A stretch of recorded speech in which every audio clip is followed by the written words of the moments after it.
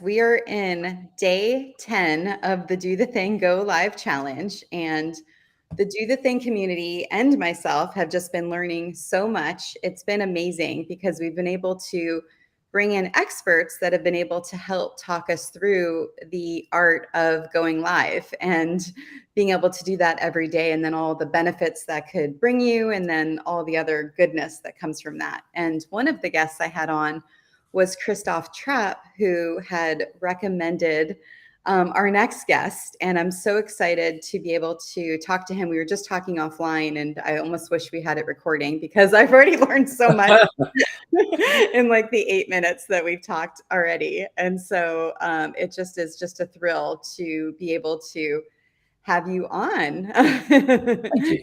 And so, yeah, I would love to just have you just share who you are and a little bit about you, and then we can kind of dive into everybody and their questions too. Okay, hi. As you can see from the ticker going on down there, I'm Adam Gray. I am one of the co-founders of a company called DLA Ignite, and we help organizations empower their people to be more social, to activate their networks so they can have more conversations. Because certainly in the business-to-business space, the challenge that organizations have is they have no pipeline and they have no way of generating any more sales pipeline.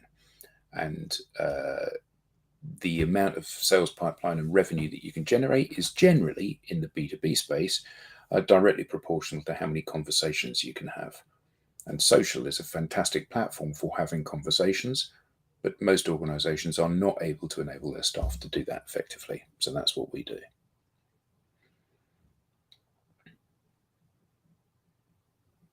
Oh, you're on mute. No, it's amazing. I was making sure we were live. I'm still, just so everyone knows, I'm still new on Restream. I've just learned in the last week. So I'm making sure.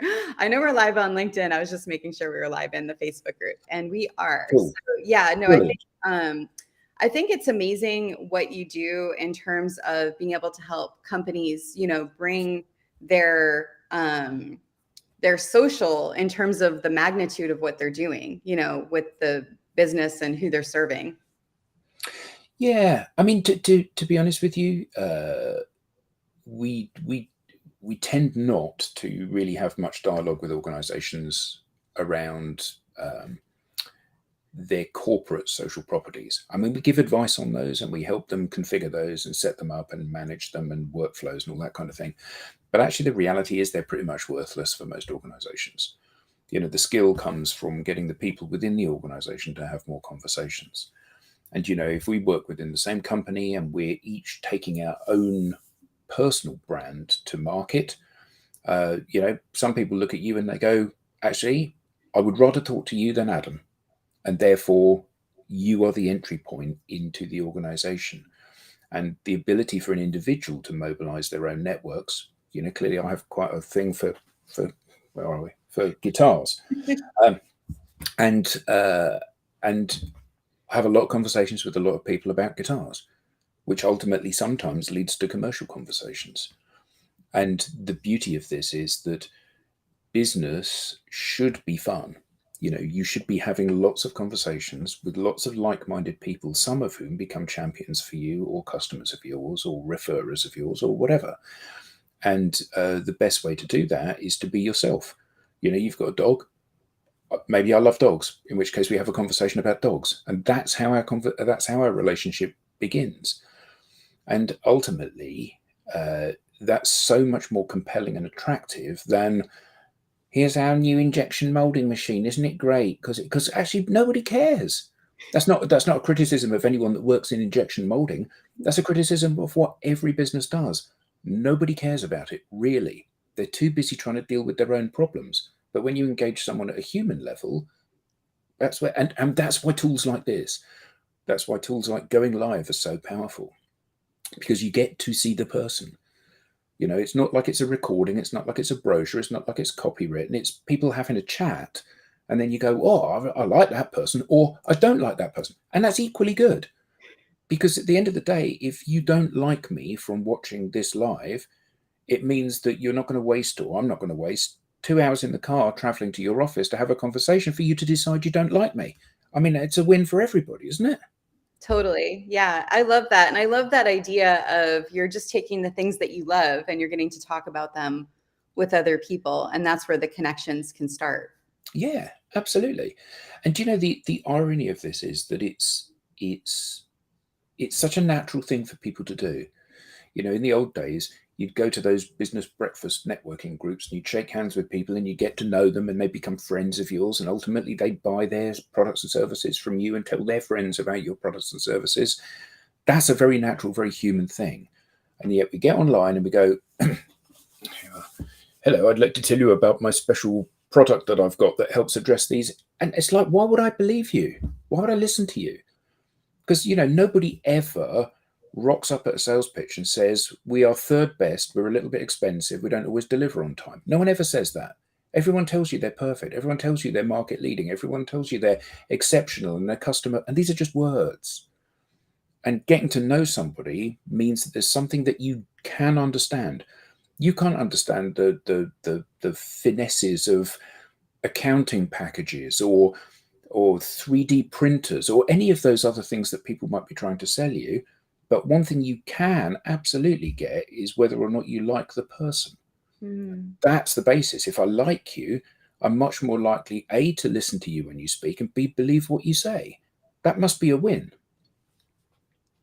So you're saying for people to feel connected, it's like letting go of all those superficial layers that people think Yeah. they need to have. Because if I like you, I'm going to like you when you work at company X and when you move to company Y and when you move to company Z, because you're the same. And everybody thinks, no, not everybody. Many people think that when I connect with you online, I'm buying your 20 years of experience of being a market leading expert and a self starting entrepreneurial. And I'm not. A, because those are just words. And B, because everyone else is saying the same stuff. So what I'm connecting with is, do I like you? That's a really good basis.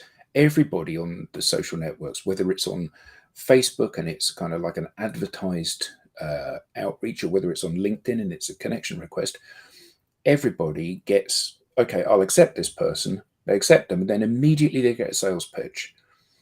You know, so I'm an IFA with 20 years experience. I'd like to talk about your investments and your retirement, please. Why would I tell you about my financial situation? I've got no idea who the hell you are. And this is the point. You know, people think that if I say it, it must be true.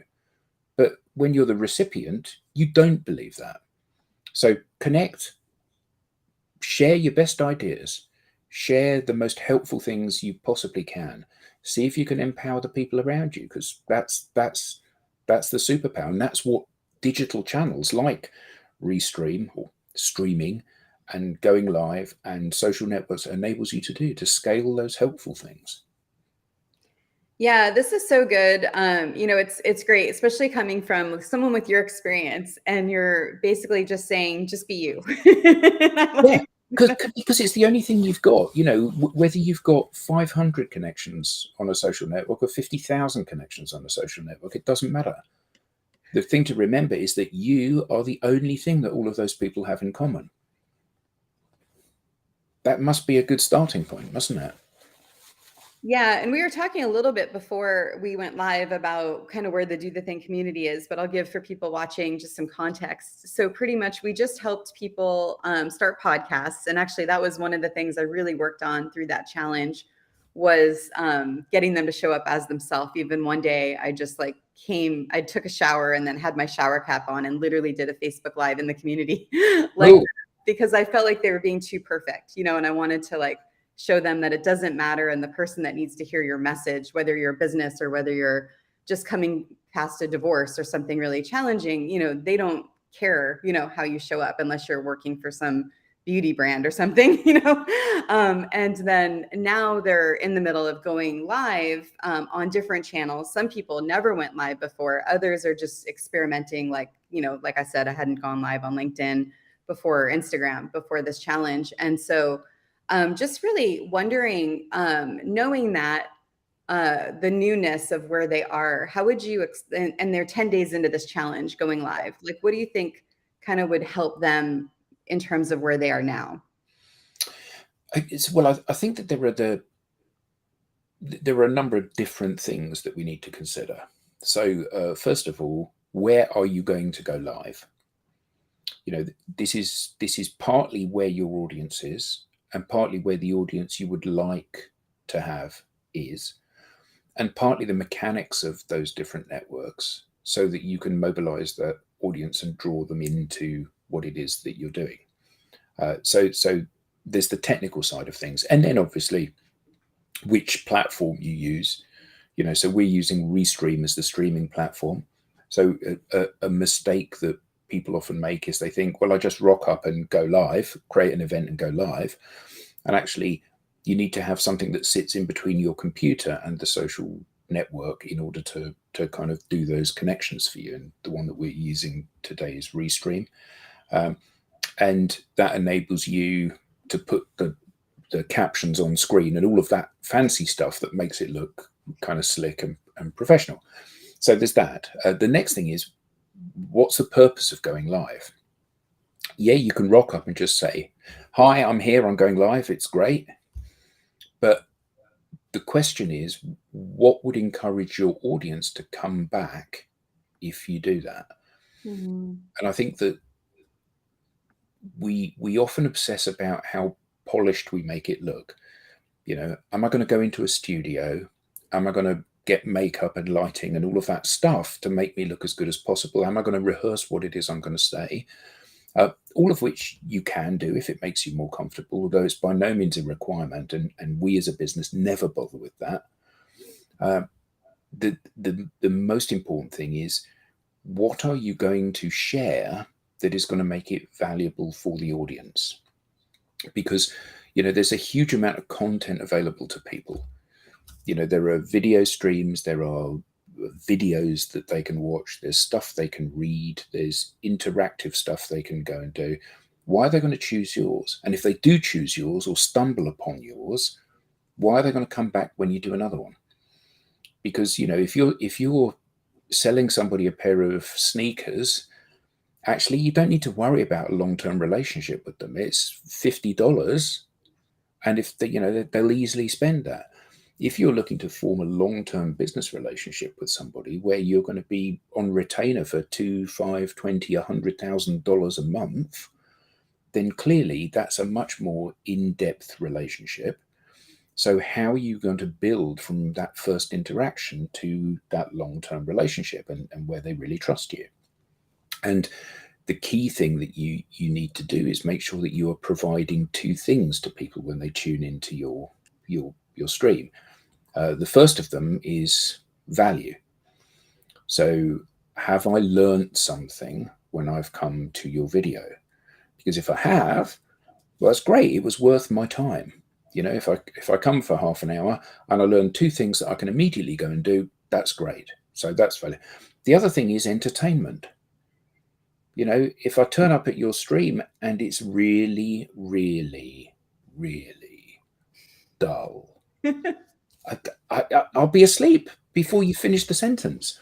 So you know, content or quality or education and value and entertainment, and those are the two things. Exactly the same as when you go and see a keynote speaker. You know, you leave. Do you remember everything they've spoken about for half an hour? No, of course you don't. You maybe remember some of it. What you will remember, though, is, oh, I really enjoyed listening to them speak because it was funny, it was entertaining, it was engaging, they seemed really sweet. Whatever the thing is that you liked, you know, that's what we have to try to do when we go live. And the beauty of this is that your perception of this is that you're going to broadcast on LinkedIn. There are 975 million people, all of whom are going to tune into your broadcast. And if you make any mistake, they're going to tear you to pieces. The reality is that you're going to go live on LinkedIn. There are 975 million people who don't even notice that you've gone live. And even if they have noticed that you've gone live, they may not be listening to what you're saying, really. So for you to build an audience and have that audience actually listen when you speak, you have to earn that. You know, it takes time. But it's worth it, and it's worth it because doing this is free. Well, it costs your time and it costs the time of the listener, but it's free to do. And how big the audience is and how engaged the audience is and how much value there is from that audience is absolutely a function of how good you make this stuff. Yeah, it's just a matter of that consistency, right? And then just having an idea of what you want to either learn, share, or connect about. Yeah, yeah. I mean, it's not rocket science. Um, the first thing that you always have to do is try to win somebody's trust, and and a way of winning somebody's trust is to share some of your knowledge with them. You know, if you've got something to sell, it's reasonable to assume that you're an expert in that. Otherwise, you shouldn't be trying to sell it. So if you're an expert in it, then you can give some of your knowledge, the things, the mistakes that you've made and how you've got around them, give those to other people so they don't make those mistakes. And you know, the great thing about it is if you tell them something they don't know, they'll think, oh, that was great. They told me something I didn't know. If you tell them something they do know, they already know it. So it shows that you know what you're talking about. It's you can't lose. And if you think that you've got to keep that little bit of secret sauce behind because that's the thing that you're going to sell people. I don't want to show you this because this is kind of like my secret thing, and this is my value add, and this is my USP.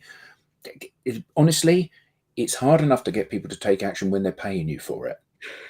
There's little or no chance they're going to take action by stealing your content. So don't Yeah. ever worry about that. Yeah, it's so good. I am. So one of the ways that we do the thing challenges is I give people dares. So the like an example is I dare you, and then I have them do something like go live, right? One of the dares that I gave 2 days ago was to create an event. So to actually because before for the first 9 days they were just going live every day, just randomly whenever they felt Yep. like. And then now it's like, okay, now create your own event, and then another dare, which is like a bonus dare, is like now show up to someone's event, you know? And so I was just curious in terms of creating the event and all of that, if you have any thoughts on advice to be able to help them either like have people come or anything related to that would be great. Yeah. So it you have to create an event, and you have to describe the event that you're asking people to attend in such a way that it might be of interest to them. So if you use Restream as a client, for example, you can configure the event with a description of what the event is, and then you can automatically create a post in LinkedIn that that follows that format. And then you can go to that event that you've created in LinkedIn, and you can invite lots of people to that event, either in bulk or individually. And the I think that one of the mistakes that people make, not just with going live, but with all of their marketing, is that they expect they're going to do something and the phone will start ringing. You know, and people go, oh, I saw you on that event, or I saw that thing that you published, or that thing that you said, or whatever, and I would like to buy from you. And actually, that's not the way the world works. You have to work a lot harder than that to get people to spend money with you. So you create an event, you run the event, you invite loads of people that you think might be interested in coming to the event. And if those people engage with the event, you make a note of who they are, and you make sure that you specifically invite them to the next event that you run. Because one of the issues is, you know, you get 1,000 viewers, well, you don't know who the 1,000 people are, so you can't do anything about that. But if somebody drops a like or a comment, you know exactly who they are, so you can do something about that. You can make sure that you invite them to the next event that you do. And gradually, over time, you know, when you engage with their content, if somebody says something in the comments and you put it up on screen and you talk about it, that's great, because you're including them in what's going on as it's going on. And that's really lovely. And yeah, over time, what will happen is that the audience size will grow and the engagement will grow, and you'll get more comments. And the reason you want more comments on it is that some of the people in that person's network see that they're commenting on your live, Mm-hmm. and that's the organic growth of the your fame amongst their audience. And that's what you want. You want to engage. So the reason that you invite guests on to a live is because they connect their networks. So your content goes out onto that person's network.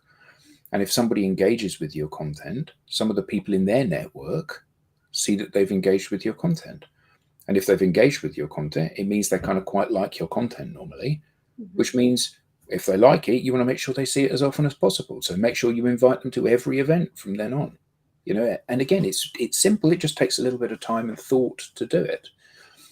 But always, the key is to make the event as inclusive as possible. There are obviously some things that one shouldn't address around people's belief systems. So politics and religion and addiction and stuff like that are best avoided, because actually you polarize. If you're a Democrat or a Republican, you tend to be one or the other. So if you talk about things that appeal to Democrats, you're instantly alienating everyone that's a Republican, and vice versa. So often what you want to do is you want to avoid those things which are around people's beliefs, because you're not going to change people's beliefs normally. But you can talk about what it is that you do, share your knowledge, talk about facts, talk about interesting stuff, make it as fun as you can, make it as inclusive as you can. All of those are really positive things. Yeah, so pretty much by you bringing on the guest, you're in essence like then adding their network to your network, because you can both stream on both platforms, and then you're being able to connect on something that you like talking about, which then makes you more entertaining to be able to bring more people in to your content. Yeah. And making sure that when you've made some sort of connection with somebody, you're able to kind of maintain and develop that connection. So, this is how you get in touch with me. This is how you connect to me for further lives. And the nice thing about all of this is that everything you do, every person you add to your network, every person that you have created as a champion that's going to start to consume your content, every one of those makes you more powerful as an individual. If you've got 1,000 followers and you increase it to 2,000 followers, if nothing else changes, you're twice as powerful. That entity is. So you want to make sure that everybody that shows an interest in what it is that you're doing, you try to pull them into that kind of community that you're building. And over time, it grows. Remember the person with 1 million followers on Twitter, they began at the same place as you with 0. So all of this stuff, it's okay. You're not going to get 1 million followers today, but you don't need to. You just need to make sure that you've got a couple more followers today than you had yesterday. And it means that a couple more people will see your content today than yesterday. That's a pretty good step forward, isn't it? Yeah, I love that, because so many people, they can end up falling into that comparison thing and then say like, oh, this isn't working, I'm not going to continue, versus like, the person that has 1 million started at however many also. Yeah. And I think that particularly in the business to business space, but it's also true in the business to consumer space, what you want is an appropriate amount of interaction. So if you've got premium subscription to LinkedIn, you get to see who has viewed your profile and how many impressions your content receives. So, and I mentioned this in passing earlier. So if you have 1,000 impressions of your content, that's of 0 value to you, because there's nothing you can do with knowing that 1,000 people have viewed it. What you want to know is who the people are that have viewed it. And that you can't know. You can only know that from getting engagement on your content. So if 20 people have liked your content, you can look and see who the 20 people are. So I can ping you a note after you've liked my content and say, hi, Stacey, thanks for liking my post yesterday. I don't think we've ever spoken. Maybe we can have a chat at some point. And maybe you'll say yes. Maybe you'll say no, but maybe you'll say yes. And that's how you develop relationships and business with people. So what you want is you want enough likes that you can look at every one of them and Mm, decide whether or not that person is somebody that you want to speak to. So if you post something every single day and you get 20 likes every single day and 10 of them are from your friends or people that work in your company, so you're not going to message them and say, hi, you're sitting on the next desk to me. So I'm not going to say, hi, do you want to have a chat? But 10 of them might be prospects. So you message all of them and say, hi, hello, thank you. Do you want to have a chat? And 2 of them say yes. Okay, that means that you've now, through your content, you've had 2 new conversations every single day. So a client of ours, he posted something and it went viral and he got 37,000 likes. And everyone goes, oh, that's just amazing. 30. Well, it is. It's incredibly impressive. I've never had anything that's got 37,000 likes, but it didn't do anything for him because you can't message 37,000 people. You can't even look at 37,000 people's profiles. So that didn't help him in any way at all. What does help is where you get 20 likes every single day, day after day after day, week after week, month after month, because then there's a constant stream of people that you can wave at and go, hi, do you want to have a chat? And it really is as simple as that. And the difference between success and failure, whether we're talking about a social strategy or a strategy from doing the streaming that you do, the difference between success and failure is, are you able to do this regularly? Because one post does not an influencer make. mhm. You've got to do it every single day because, everyone except you in the world is an idiot. Life should have taught you that. So if it's possible for them to misunderstand, misinterpret, or miss what you do, they will take that opportunity. So I want to connect to you. And if I connect to you, I've built a digital bridge between me and you so you can see my content. And then I'll publish every single day. So every time you log in, there's a chance you'll see me. That doesn't mean you have to read it, doesn't mean you have to consume it, but there's a chance you'll see me. That's it. And there's no more complexity to it than that, really.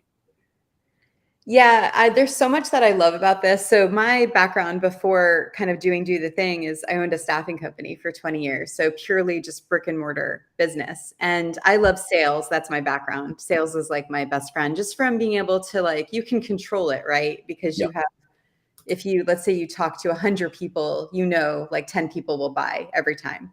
And so with the online world, this has only been a year that I've been doing this. That's been the hard part. That's been, I don't want to say hard for me, but just more challenging. Yeah. It's the not knowing. And I love this way that you're talking about right now, because that almost makes me connect the dots to how you can control it, which is by when you see people liking and commenting, like you can actually approach them directly. That is a form of Absolutely. sales. So I really like that idea. Yeah. And I think that the thing about everybody should view themselves as being in sales.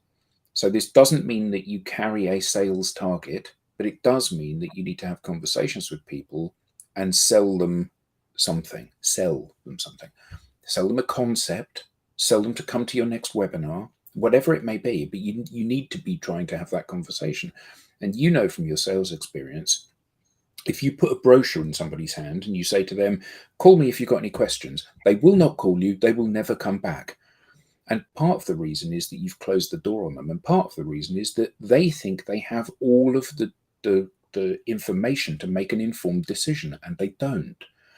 So if you have a conversation with someone, you have some degree of control over the over where the conversation goes, over what happens. Yeah, I'm sorry, Andrew. Andrew's a friend of mine. He has every Friday. I do a live stream every Friday where myself and a guest co-host review an album and Oh, a music album and just talk about it. So we do an hour of that. We've got loads of people that come in, and Andrew is one of the presenters of that with me. And yeah, he can't get away from me. He tries, but he can't. I love that. You guys, you see how fun this could be? You really what you just said is so just magical to my ears, because it just shows all the possibilities that you could do with whether it's your podcast, your lives, your business, whatever it is. As you're creating content, you could just do something that you already love and just bring on another person and have a conversation. Yeah, and the thing is about doing the stuff that you love. You've absolutely hit the nail on the head there, because you know you're passionate about baking cakes. Let's say that's what you really love. So if you did a podcast about baking cakes, you're telling me you're the only person in the world that loves baking cakes? No, you think there's two of them, three of them? No, there's millions, hundreds of millions of people love baking cakes. So you doing a podcast about baking cakes is really engaging for those 100 million people. And the beauty of this is that you end up having a conversation about something that you love with somebody else who shares that love of the thing that you're talking about. I mean, what could be better than this? So another friend of mine that comes to the podcast, he's out in California. His name is Andrew Bennett, Andrew F. Bennett. And every week he does a podcast, again, with a guest, a video podcast with a guest, where he builds a Lego kit. And they just talk about life and stuff as they so they each buy the kit and they're clicking the bits together and look, I've put the chassis together now. It's just absolutely fantastic to see people doing this stuff, because we all love a bit of music. Thanks, Andrew. We all love a bit of Lego, and it's this that is just, it brings people together. And if you've got nothing else to talk about, you can talk about your shared passion for building, in this last week's episode, a John Deere tractor out of Lego. And in the last episode, I can't even remember what the last show I did was. But anyway, the last show I did with Andrew was Sting, 10 Summoners Tales. And we share this this stuff with the audience, and the audience join in and they're part of the conversation. And we all feel that we're friends. When we meet these people for the first time, we give them a hug because we know these people. This is just this is what the internet was created for. And you, everyone there in the audience, all of you can do this. And are you going to be scared the first time? Yeah, of course you are. It's okay. You were scared the first time you got on a bicycle. You were scared the first time you asked someone for a dance. You were scared the first time you jumped out of an aeroplane, or whatever it is. You were scared the first time. You do it once, it'll be all right. You'll survive. You do it again and again and again and again, and you just get more and more natural at it. And the more natural you are, the more you are truly yourself, the more people will love you. It's just remarkable. Yeah, and that's what people don't realize is there's this thing, right, where you have you're here, and then, sorry, my view's different because I'm used to being on Zoom, but you're here, and then it's people think you have to go from here to here, but when you could just go right there, and then you're able to move, it helps you get there so much easier. And I think that's what's really great about lives, even doing this, it's still uncomfortable, it's new, it's different. I think you might be my first interview with someone I don't we just met, Yeah. doing it. So it's just a different experience. But I know now next time, it's going to be easier because I've already done it once. And so it's just that idea of just doing the thing, and then you've done it. And then each time you build on it and can get more and more comfortable with it. Yeah. And I think that one of the things that's that there are so many self-limiting beliefs that people have. Oh, I'm not going to write a post because I'm not good at writing stuff. Yeah, you are. It has to be yourself. You can talk to your iPhone and it will dictate it for you, and you can publish that. And like anything, when you've done 100 posts, it will be better than when you've done one post, because you'll have had more practice, and practice makes perfect. And these ideas that I'm not worthy. Yeah, and everybody wants to be loved. Everybody feels that they are not worthy of fame. Everybody feels they haven't got anything to say that the world wants to hear. And these are fundamental challenges that every individual has to try to get over in order to be effective in the digital world. And the beauty, so one of my favorite business books, I'm not even sure it's in print anymore. It was from 2000, maybe in the 90s. Anyway, it's called Funky Business, Oh, wow. and it's really cool. It's two Swedish guys, and they were talking about how the internet enables people and the idea of the global village. You know, where before the internet, you had to sell to your local community, local being Mhm. your street, your village, your town, your city, your country, your region, whatever. And the problem with that is that it meant that everything was homogenized because everything had to appeal to everybody. And now the beauty is that you've got an almost infinite audience. So you can say, I'm really, really good at this and this and this and this and this, but I'm really useless at these things. And the beauty of that is that the people that are going to buy from you are people that will buy the things that you're good at, not expect you to do the things you're bad at. Mhm. And being brave about, I'm good at these things, but I'm not good at these things, helps select an audience that you can very easily service. You know, if what you want is somebody with long hair, I am clearly not the chap for you. But the reality is that lots of people think, you know, well, I need to be.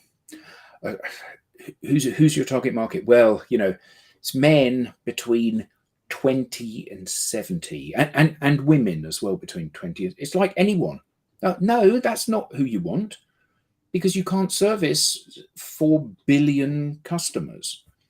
So who do you want? And you know, if you can say, I want bald men with beards that are in their 50s that live in this region, okay, that you've nailed it. And it means you can appear very attractive to that particular segment that you're going after. You can make sure that the segment you're going after appreciates the value that you can add and doesn't see as important the things that you're not good at.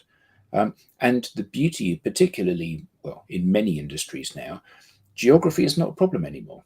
You know, you're in the West Coast, I'm in England, it doesn't matter. Yeah. And for many businesses now, you know, the geography and the time zones actually doesn't matter in the way that it once did. Andrew. Yeah, yeah, there is. It's the new hairy, you know. Well, So good. You know, I was thinking after I first streamed for the first time, I couldn't even sleep. I was so blown away that like anyone, you know, can go on all these different things. Like when in history have you been able to like do that where you're like anyone, it doesn't matter who you are, if you have access to being able to get on a website and stream, you can go on all these different platforms at the same time. To me, it just blows my mind. yeah, it's beautiful, isn't it? And you know, the thing is that it, it just by being yourself, you self-select the audience. Hmm. People that like you are people that will tune in repeatedly. People who don't like you are people that won't tune in. And people that don't like you are not people that are going to give you money and get you to do stuff anyway. And they're not people that you want to work with. So, you know, there's no downside to this, to just going on and being yourself.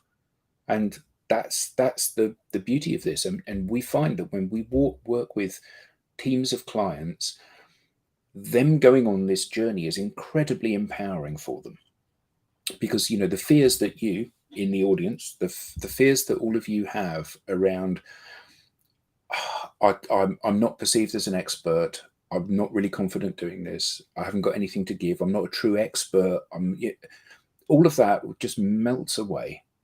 And that's the beauty, that people blossom and really become themselves and develop confidence and have that the have their own value ratified to them really quickly.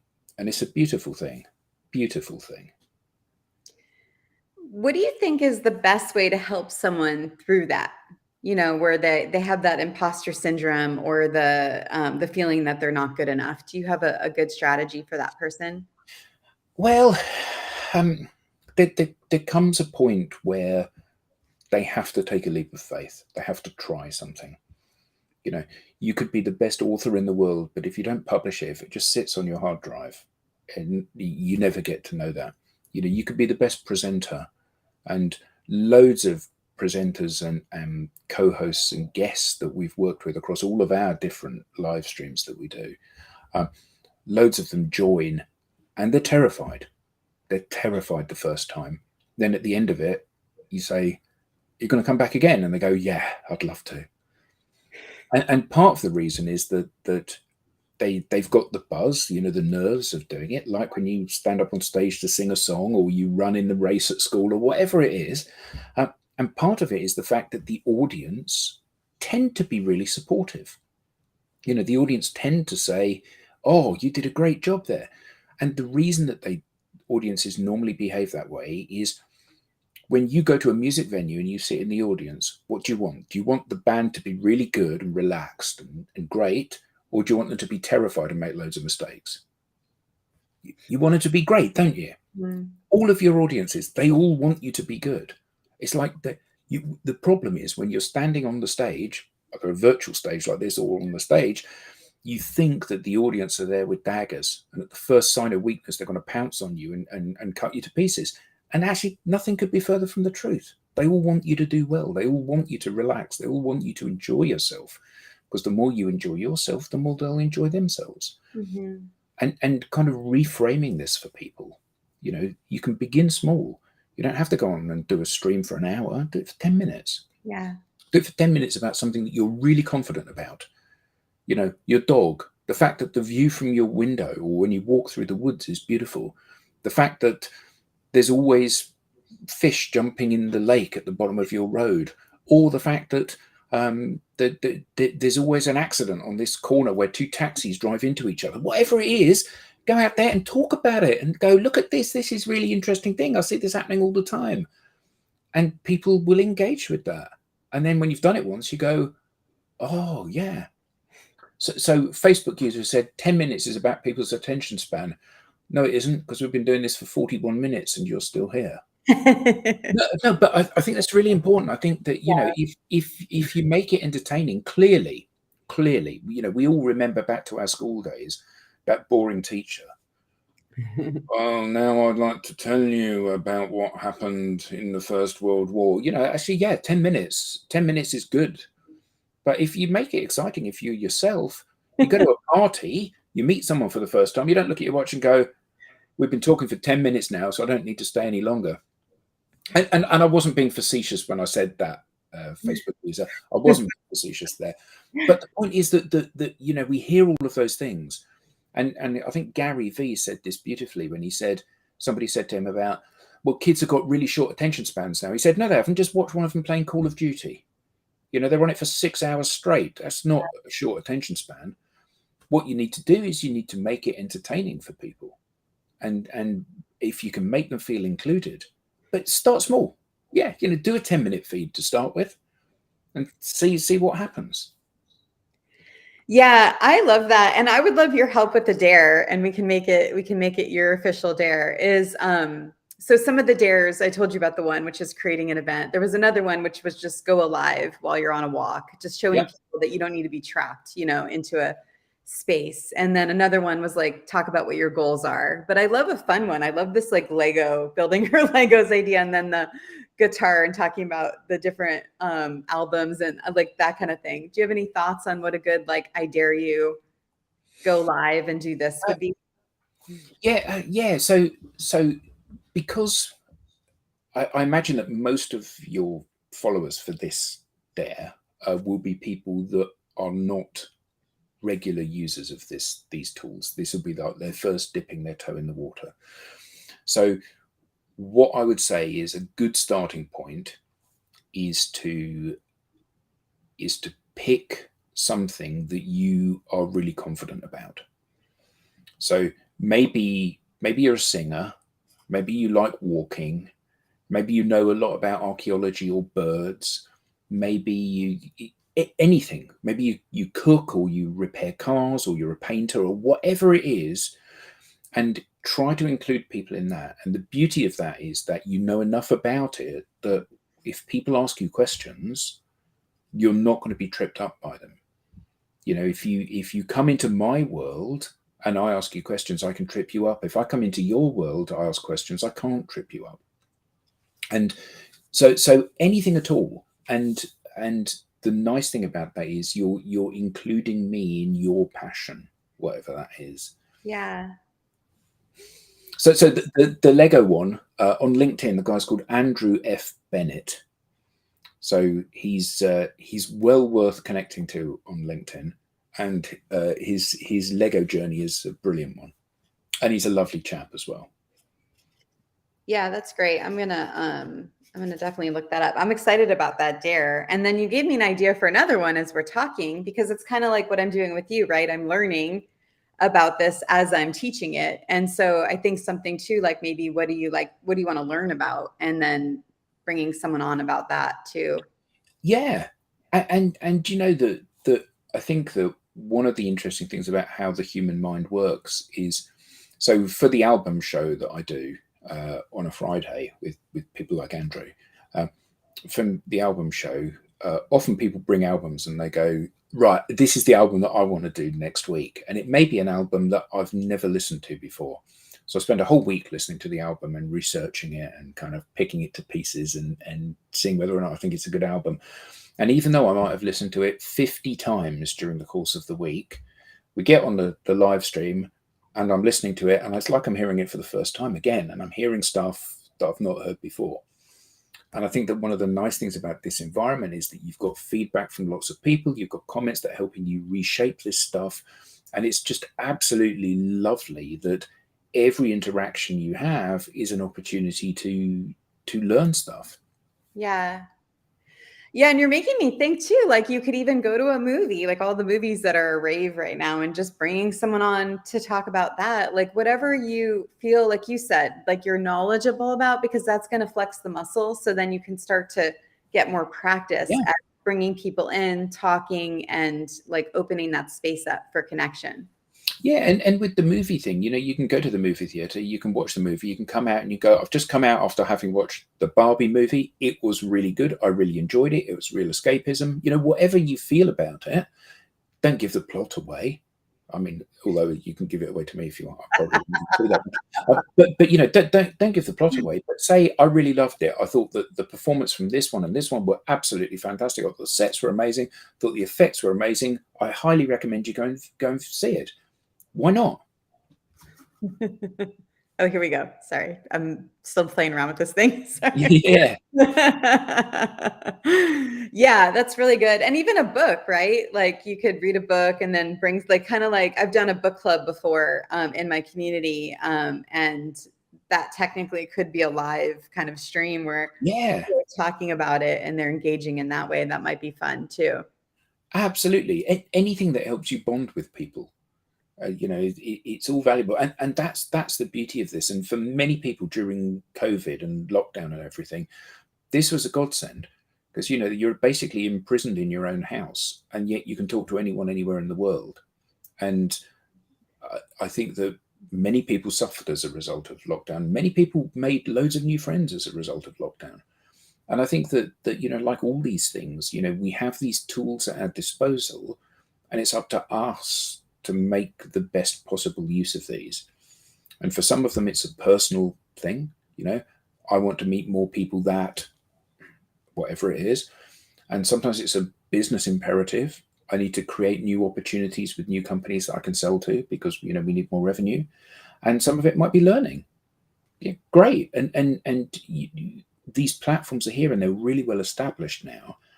And the beauty of this is that, and this is another note for everybody in the audience. The beauty of this is you think everyone else is there and they're not. Get on it today, you'll be one of the first still. Hmm. You know, there's millions, in some cases billions of people on the social networks, and very, very few of them are doing a good job.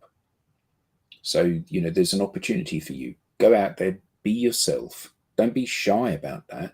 Be yourself. Strengths and weaknesses, that's where the win comes. So good. So just to kind of recap a few things, in terms of building your audience, having people come to your lives and repeatedly come, one would be to make sure that they've learned something, providing some kind of value. So then they feel like they've Absolutely. walked away and had a tangible thing that they can put into action. And then entertainment, making it fun and entertaining.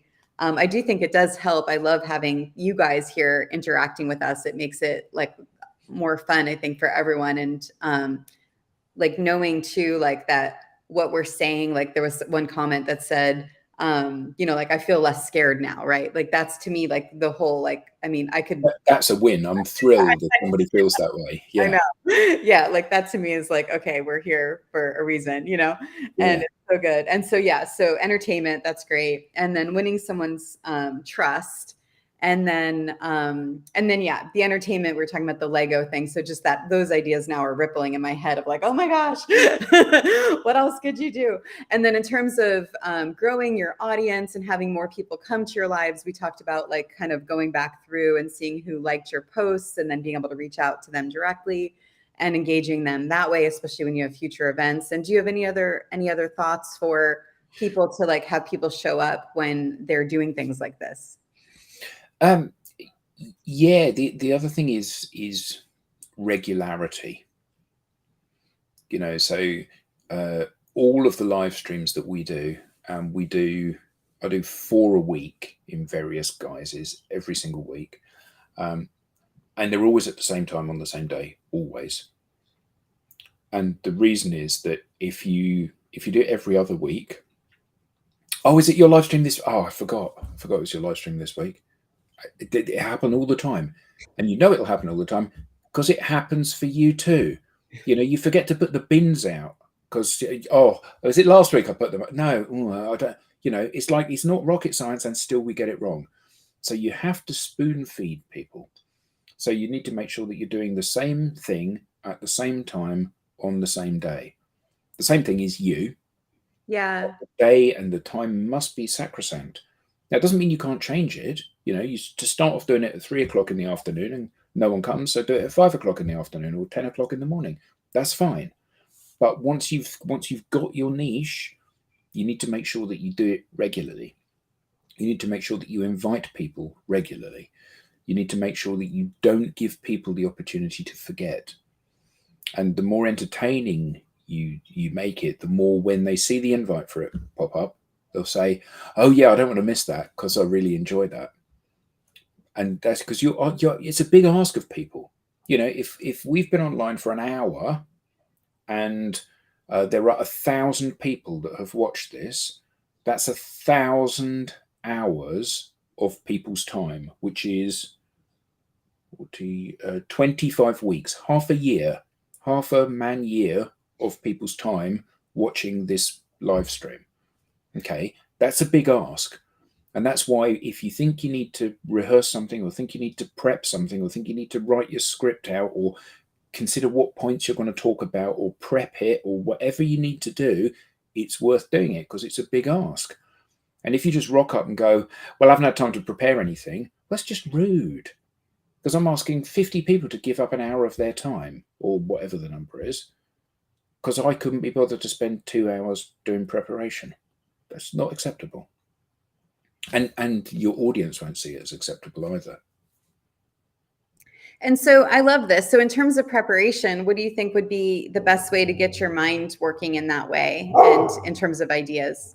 So if you've never had training to be a newsreader, forget reading it. Because if you read it, what will happen is it will sound like this because that's how everybody reads. So what you need to do is because you're going to be talking about topics that certainly in the early days. So you need to make sure that you've got 3 or 4 points that you want to talk about. So, to begin with, first, I'm going to talk about this thing. I'm going to talk about funky business because it's happening. And then when I've spoken about funky business, then I'm going to talk about my book because actually my book's there. Then I'm going to talk about a book that I wrote with my business partner. And actually I'm going to segue from one to the other, and I'm going to talk about each one for as long as I'm comfortable talking about it. And there might be for each of those, there might be 3 or 4 points that I want to make. And that's okay. And I'm going to talk around the points rather than read the stuff I've written, because that never works. Like, when you shoot a profile photo for one of your social networks and you stand up and you go, if you haven't been trained to do modeling, you'll look dreadful. Much better to get a photo of you talking to somebody or smiling or laughing at something, because it makes it look much more like you. So if you haven't been trained on reading an auto cue and had loads of experience, just talk around something that you know. Piece of cake. Well, yeah, and I'd love to hear about your book, if you don't mind sharing that as well for people. well, to be honest with you, people don't want to buy this anyway. So I wrote this. This was the first ever globally published book on social media strategy, published by Pearson, the world's largest publisher. But it's a long time ago now. This was 1990, no, 2000.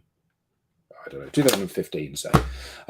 So my business partner wrote this, which is like the secret of social selling, but that's quite old now as well.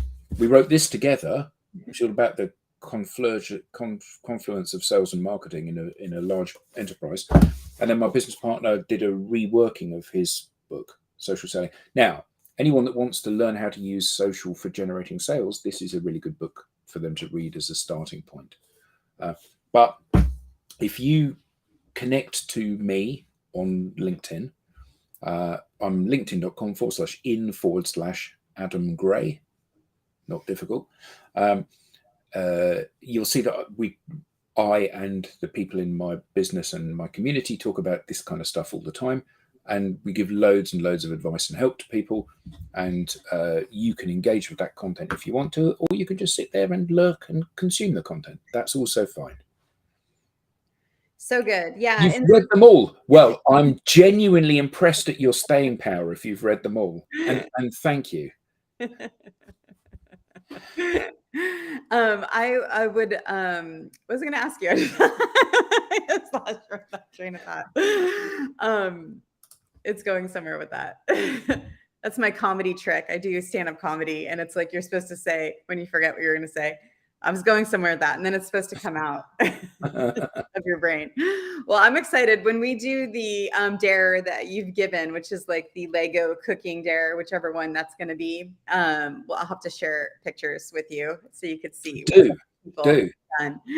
Yeah, and that's the other thing. When you publish something, people that you genuinely think will be interested in it, you can tag them in it, or you can send it to them as a message. Remember that people forget other people really, really quickly. So 3 days from now, none of you people in the audience will have a clue who I am. So what you always need to do is, if there's somebody that you think, oh, this person would benefit from this, or this will make them laugh, or they'll enjoy this, you can either tag them in any post that you do, or you can message it to them. I saw this and thought of you, and send it to them. Because actually there's no overhead. It's not like you're pitching. You're just being friendly and keeping someone in the loop. Yeah, it's so good. Okay, I'd love to hear what your number one piece of advice is for the people on doing the thing in terms of what we're talking about. We could just kind of make it broad.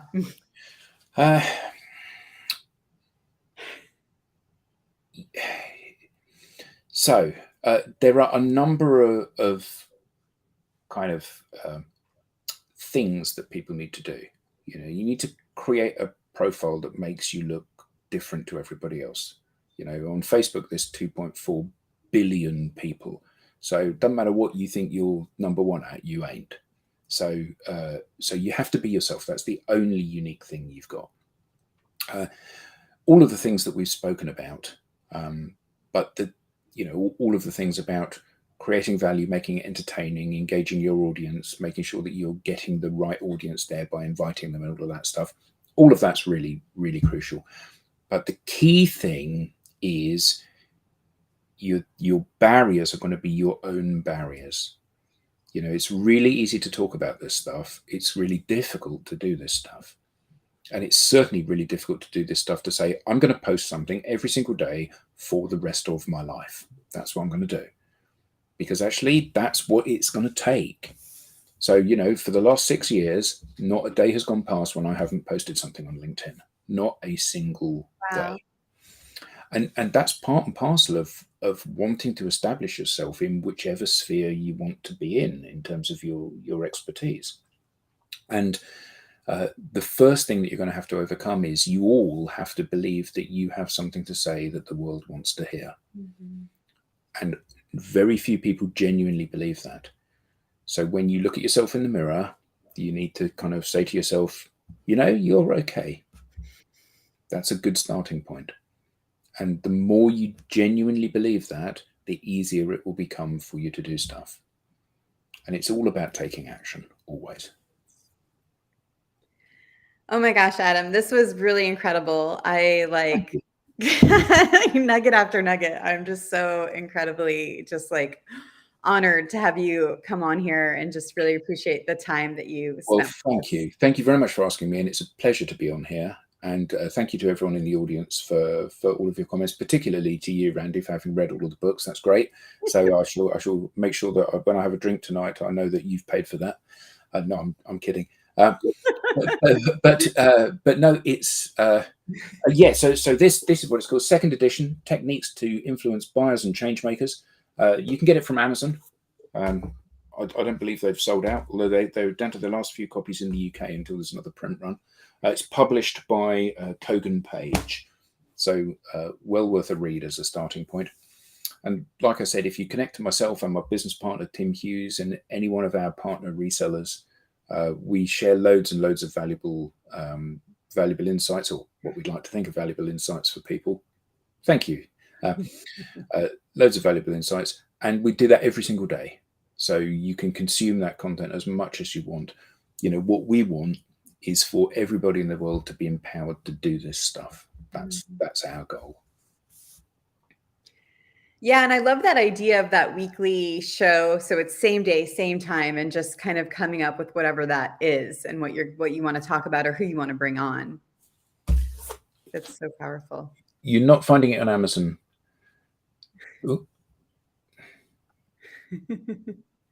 So if you look up Timothy Hughes on LinkedIn, there will be a link to it on his profile on LinkedIn. Okay, cool. That's great. Well, thank you so much. And yeah, definitely follow Adam on LinkedIn as well. Oh, found it. Yeah, Yeah, good. good. Yes. Yes. Great. Well, thank you so much. And thanks you guys for being here. Really, really, really, really appreciate you joining. And definitely a big thanks to you, Adam, for joining us as well and sharing all of your wisdom. Thank you very much indeed. And thank you to everyone else. And I hope to see you around on the World Wide Web. All right. And do the thing. Don't wait for opportunity. Create it.